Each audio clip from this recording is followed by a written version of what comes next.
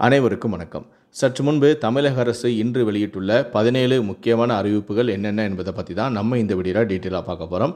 So முடிந்த அளவுக்கு இந்த வீடியோவை ஸ்கிப் பண்ணாமல் முழுமையாக பாருங்கள். இந்த வீடியோக்குள்ளே போகிறதுக்கு முன்னாடி இந்த வீடியோக்கு ஒரு லைக் பட்டனை ப்ரெஸ் பண்ணிடுங்க. நீங்கள் இது வரைக்கும் என்னோட சேனலை சப்ஸ்கிரைப் பண்ணாமல் இருந்தீங்கன்னா மறக்காமல் சப்ஸ்கிரைப் பண்ணிக்கோங்க. கூடவே அந்த பெல் சிம்பிளையும் மறக்காமல் கிளிக் பண்ணிக்கோங்க. சரி, வாங்க இப்போ நாம் வீடியோக்குள்ளே போகலாம்.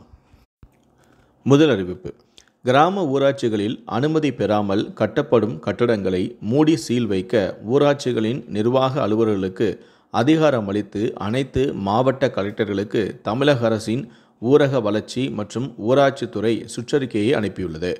அனுமதியின்றி கட்டப்படும் கட்டுமானங்களை நேரடியாக ஆய்வு செய்ய வேண்டும் எனவும் தமிழக அரசு உத்தரவிட்டுள்ளது.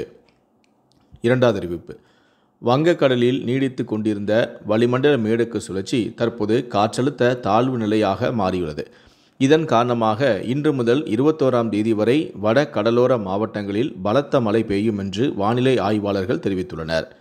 18ஆம் தேதி இன்று கோவை மாவட்ட மலைப்பகுதிகள், நீலகிரி, வேலூர், ராணிப்பேட்டை, திருவள்ளூர் மற்றும் காஞ்சிபுரம் மாவட்டங்களில் ஓரிரு இடங்களில் கனமழை பெய்யவும் வாய்ப்புள்ளது. அதனால் அந்த மாவட்டங்களுக்கு ஆரஞ்சு அலர்ட் அறிவிக்கப்பட்டுள்ளது.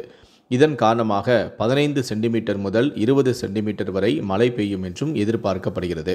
இந்த மழையானது 22ஆம் தேதி வரை மேற்கண்ட பகுதிகளில் நீடிக்கவும் வாய்ப்புள்ளது.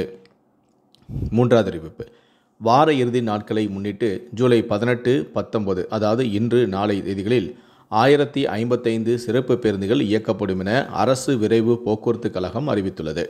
சென்னை கீழம்பாக்கத்திலிருந்து ஜூலை 18ஆம் தேதி இன்று 355 பேருந்துகளும், ஜூலை 19ஆம் தேதி நாளை 350 பேருந்துகளும், சென்னை கோயம்பேடிலிருந்து இன்று 18ஆம் தேதி 55 பேருந்துகளும், நாளை 19ஆம் தேதி 55 பேருந்துகளும், மாதவரத்திலிருந்து இன்று 19 பேருந்துகளும், இன்று மற்றும் நாளை 20 பேருந்துகளும் மற்றும் பெங்களூரு, திருப்பூர், ஈரோடு மற்றும் கோயம்புத்தூர் ஆகிய இடங்களிலிருந்தும் பல்வேறு இடங்களுக்கும் 200 சிறப்பு பேருந்துகளும் இயக்க திட்டமிடப்பட்டும் உள்ளது.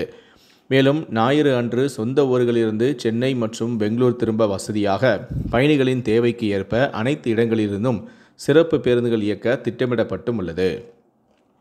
நான்காவது அறிவிப்பு: நெட் தேர்வு முடிவுகளானது ஜூலை 22ஆம் தேதி வெளியிடப்படும் என்று தேசிய தேர்வு முகமை அறிவித்துள்ளது. ஜூன் மாதம் நடைபெற்ற யுஜிசி நெட் தேர்வின் முடிவுகள் அடுத்த வாரம் வெளியாகிறது. ஐந்தாவது அறிவிப்பு: உயர்கல்வித்துறையின் கட்டுப்பாட்டில் உள்ள பல்கலைக்கழகங்கள் மற்றும் கல்லூரிகளில் கட்டுமானம், பராமரிப்பு பணிகளை பொதுப்பணித்துறையே இனி நேரடியாக மேற்கொள்ளும் என தமிழ்நாடு அரசு அரசாணையை வெளியிட்டுள்ளது.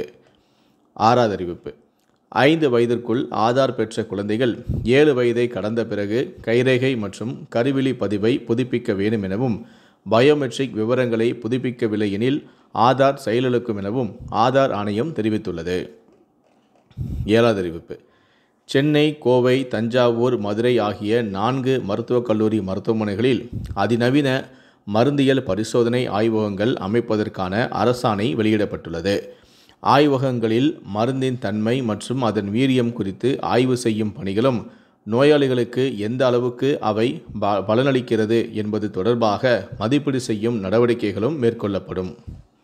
எட்டாவது அறிவிப்பு: மருத்துவ கழிவுகளை கொட்டினால் குண்டர் சட்டத்தின் கீழ் நடவடிக்கை எடுக்கப்படும் என்று ஜூலை 8ஆம் தேதி முதல் சட்ட திருத்தம் அமலுக்கு வந்ததாக தமிழ்நாடு அரசு அறிவித்துள்ளது. மருத்துவ கழிவுகளை கொட்டினால் குண்டர் சட்டத்தின் கீழ் நடவடிக்கை எடுக்கும் வகையில் சட்ட திருத்தம் கடந்த ஏப்ரல் மாதம் சட்டப்பேரவையில் கொண்டு வரப்பட்டு ஆளுநருக்கு அனுப்பப்பட்டது. ஜூன் மாதம் சட்டத்திருத்த மசோதாவுக்கு ஆளுநர் ஒப்புதல் தந்த நிலையில் தற்போது அரசிதழில் வெளியீடு செய்யப்பட்டுள்ளது. ஒன்பதாவது அறிவிப்பு: தமிழ்நாட்டில் இளநிலை மருத்துவ படிப்புக்கான கலந்தாய்வு ஜூலை 30இல் தொடங்கப்பட உள்ளதாக சுகாதாரத்துறை அமைச்சரான மா. சுப்பிரமணியன் அறிவித்திருக்கிறார். மாணவர்களுக்கான இறுதி பட்டியல் ஜூலை 25ஆம் தேதி வெளியிடப்படும் என தெரிவித்துள்ளார். போலி ஆவணங்களை அளித்த 20 பேரின் விண்ணப்பங்கள் நிராகரிக்கப்பட்டதுடன் அவர்கள் 3 ஆண்டுகள் மருத்துவ படிப்பில் சேர தடை விதிக்கப்பட்டுள்ளது எனவும், பிறப்புச் சான்று, ஜாதி சான்று, NRI சான்றிதழ்களை போலியாக கொடுத்த 20 மாணவர்கள் மீது சட்ட ரீதியான நடவடிக்கை எடுக்கப்படும் எனவும் அவர் கூறியிருக்கிறார்.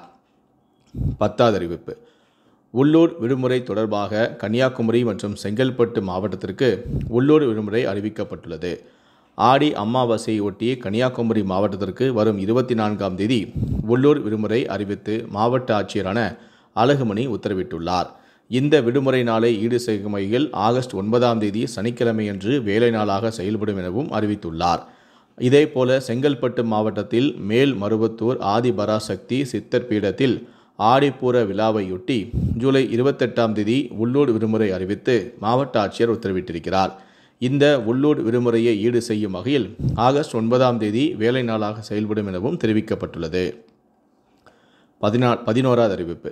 45 அரசு மருத்துவமனைகளில் கூடுதல் கட்டடங்கள் கட்ட 130 கோடி ஒதுக்கீடு செய்து அரசாணை வெளியிடப்பட்டுள்ளது. 50 அரசு மருத்துவமனைகளில் 160 கோடியில் கூடுதல் கட்டடங்கள் கட்டப்படும் எனவும் பேரவையில் அறிவிக்கப்பட்டுள்ளது. சட்டப்பேரவையில் அறிவித்ததன் அடிப்படையில் முதல் கட்டமாக 130 கோடி நிதி ஒதுக்கீடு செய்யப்பட்டும் உள்ளது. கோவை, திண்டுக்கல், குமரியில் உள்ள அரசு மருத்துவமனைகளில் கூடுதல் கட்டடங்கள் கட்டப்படும் எனவும் கரூர், தஞ்சை, திருவாரூர் மாவட்டங்களில் உள்ள அரசு மருத்துவமனைகளுக்கும் கூடுதல் கட்டடங்கள் கட்டப்படவும் உள்ளது. 12வது அறிவிப்பு.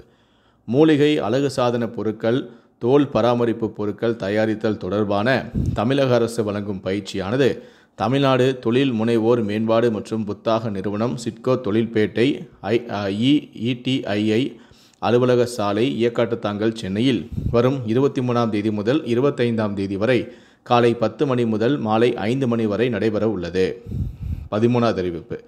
ஒருங்கிணைந்த பள்ளி கல்வி திட்டத்தின் தொகுப்பூதிய ஊழியர்களுக்கு 5% ஊதிய உயர்வு என பள்ளி கல்வித்துறையின் மாநில திட்ட இயக்குனர் உத்தரவிட்டிருக்கிறார். இந்த ஊதிய உயர்வு நடப்பாண்டு ஜூன் 1 முதல் அமல்படுத்தப்படும் எனவும் அறிவிக்கப்பட்டது. அரசு பணியில் உள்ள ஓய்வு பெற்ற பின் பணியாற்றும் ஆலோசகர்கள் மற்றும் உதவியாளர்களுக்கு இது பொருந்தாது எனவும் ஊதிய உயர்வு பெற ஓராண்டு பணி அனுபவம் கட்டாயம் எனவும் தெரிவிக்கப்பட்டுள்ளது. 14வது அறிவிப்பு. தமிழ்நாட்டில் கலை அறிவியல் கல்லூரிகளில் முதுகலை படிப்புக்கு ஜூலை 31ஆம் தேதி வரை விண்ணப்பிக்கலாம் எனவும் முதுகலை படிப்பு சேர்க்கைக்கான ஆன்லைன் விண்ணப்ப பதிவானது ஜூலை 15இல் முடிந்த நிலையில் இது நீடிக்கப்பட்டுள்ளது. மாணவர்களின் தரவரிசை பட்டியலானது ஆகஸ்ட் 4ஆம் தேதி கல்லூரிகளுக்கு அனுப்பப்படும் எனவும் சிறப்பு பிரிவு கலந்தாய்வு ஆகஸ்ட் 11இல் நடைபெறும் எனவும் பொதுப்பிரிவு கலந்தாய்வு ஆகஸ்ட் 13இல் தொடங்கும் எனவும் முதலாம் ஆண்டு முதுகலை மாணவர்களுக்கான வகுப்பு ஆகஸ்ட் 20ஆம் தேதி தொடங்கும் எனவும் அறிவிக்கப்பட்டுள்ளது. 15வது அறிவிப்பு. தமிழ்நாடு டாக்டர் அம்பேத்கர் சட்ட பல்கலைக்கழகத்தில் முதுநிலை படிப்புக்கு இன்று முதல் விண்ணப்பம் நடைபெறுகிறது. முதுநிலை சட்டப்படிப்புக்கு இன்று முதல் ஆகஸ்ட் 16ஆம் தேதி மாலை 5:45 மணி வரை விண்ணப்பிக்கலாம். 16வது அறிவிப்பு. ஆரம்ப நிலையில் புற்றுநோயை கண்டறியும் திட்டத்திற்கு 110 கோடி ரூபாய் நிதி ஒதுக்கீடு செய்து 3 ஆண்டுகளுக்கு செயல்படுத்த முடிவு செய்யப்பட்டு தமிழ்நாடு அரசு அரசாணையை வெளியீடு செய்துள்ளது.